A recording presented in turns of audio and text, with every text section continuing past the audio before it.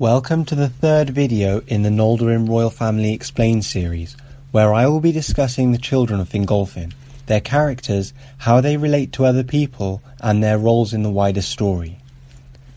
The first child of Fingolfin was Fingon the Valiant, bold and fiery of heart. In the case of the Noldor's rebellion, he was eager to be gone and leave Valinor for Middle-earth.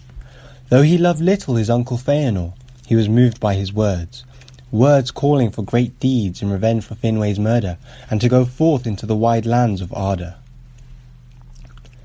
Being of unlike mind with his father and brother, in the Noldor's march northward to Alqualondë, he was at the helm of Fingolfin's host, and when the battle over the Teleri elves' ships broke out, he was the first of that group to arrive, and he supported Feanor's host, thus securing the Noldorin victory, though he knew not who had started the battle. After Feanor took the ships of the Teleri over the sea and left his half-brother stranded in Valinor, Fingon, being loath to abandon a task once begun, followed his father through the icy wasteland of the north, and they came to Middle-earth to find that Feanor had been killed and Maedhros captured.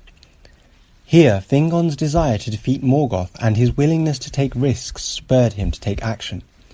Fearing the feuding of the Noldor in the face of the readying of Morgoth's forces, he would rescue his cousin and friend Maedhros from imprisonment, with the help of Thorondor, the king of the Great Eagles.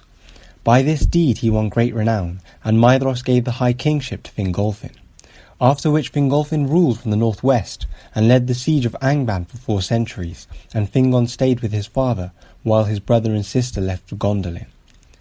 During that time he was ever ready for battle, repelling Morgoth's intended surprise attack, and later he rode against an escaped Glaurung, the first dragon, when Glaurung was not yet full grown.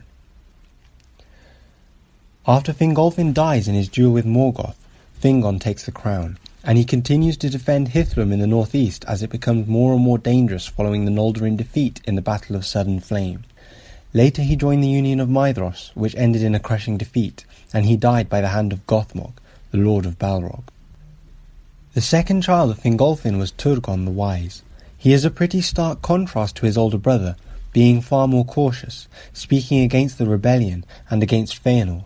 Yet he was also determined when he put his mind to something, and he followed Fingolfin through the dangerous crossing of the Helcaraxe, in which his wife Elenwe died. Thus the host of Fingolfin came into Middle-earth, where Turgon came at the advice of the Valar Ulmo to build the hidden city of Gondolin, in the valley of Tumladen, which was built in the likeness of Tirion in Valinor, for which his heart yearned. And over Gondolin he took the lordship and was king. In his personal matters he was reserved, and sat alone in his grief and anger. In his treatment of others he was kindly, with outsiders welcoming, and he tried to do right by those around him. Yet he was also stern in his displeasure, and harsh in judgment, and the upholding of his laws. Through the years Gondolin would prove to be a thorn in the side of Morgoth, and at times a refuge for outsiders. Turgon was reluctant in the beginning to participate in the war against Morgoth, and in his wisdom he saw that Gondolin was not yet come to its full strength, and that the elves would not be victorious without the aid of the Valar, so he sent messengers to them seeking pardon and asking for help. But they came not to Valinor, for it was hidden from them. Eventually, 2 decades after the breaking of the siege of Angband in the Battle of Sudden Flame, Turgon would join the Union of Maedhros. By this, hope was renewed in the heart of Fingon, his brother, but Turgon remained cautious, and he kept his forces southward of the main battle. Thereby he avoided a lot of the chaos and rash action, until Fingon was threatened with being overrun, and Turgon fought his way to the side of his brother. But by treachery and the cunning of Morgoth, the Union of Maedhros failed, and the battle was lost. But the men of the House of Hador cleared a way for Turgon to retreat back to Gondolin, and at the death of Fingon, he became the 6th High King of the Noldor. 5 centuries into the First Age, and 4 centuries since Gondolin was built, Turgon had become proud. Proud of his work, and of the power and majesty of Gondolin, and he refused the counsel of Ulmo, that he should abandon it for the havens of Sirion. For the king trusted in its impregnable strength, yet he feared also that its secret would be revealed by treachery, and he caused the gap in the encircling mountains to be blocked up, and none of his subjects could have dealings with the outside world. He shut his ears to the events of Beleriand, of the fall of Nargothrond in the south, and of the slaying of Thingol by the dwarves of Nogrod, and later of Dior by the sons of Feanor. News came to him via Thorondor, and he did nothing. But the designs of Turgon did not avail him, and the secret of Gondolin was betrayed by his nephew Maedhros. And Morgoth sent an overwhelming force, catching the Gondolidrim at a time of feasting and celebration, and Turgon was crushed in the fall of his tower.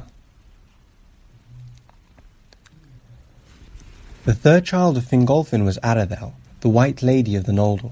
She was a huntress and rode often in the company of the sons of Feanor. She joined the rebellion and came to live in Gondolin with Turgon. But unlike Turgon, she was restless, desiring to leave the hidden realm. When her brother tried to get her to leave only for Fingon in the northwest, in the escort of his chosen companions, she devised other plans. She travelled with them a while before commanding them to take her elsewhere, and she sought instead the sons of Feanor, her cousins, taking a dangerous road, where her companions lost track of her. Soon after she became restless again, and she rode alone through the land, until she came to the wood that was called Nan Elmoth. There she met Eorl the Dark Elf, and he took her to wife, and she bore him a son named Maedhros. The way of Eorl was to be very controlling, and he forbade Aredhel from leaving Nan Elmoth. When she and her son eventually leave for Gondolin, he pursues her, and falls under the law of Turgon, that none should leave the city who knew its place. Thus Eorl was spurred to anger, and he tried to kill his son and himself, but Aredhel protected Maedhros and was killed instead. The fourth child of Fingolfin was Argon, and of him we know nothing, except that he killed an orc captain and then died in the first skirmish as the host of Fingolfin first stepped foot into Beleriand.